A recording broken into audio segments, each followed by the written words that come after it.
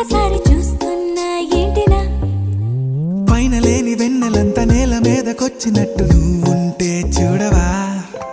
మంచువాన నన్ను ముంచనంట వాన విల్లు మీద ఇల్లు కట్టినెవ్వరంట ఈ లోకమంతా నిన్ను చూసినంట ఏ దిష్టి నిన్ను తాకకుండా ఇంటిలోనే దాచుకుంటా రంగు రంగు తారలన్నీ తొంగి తొంగి ఒక్కసారి చూస్తున్నా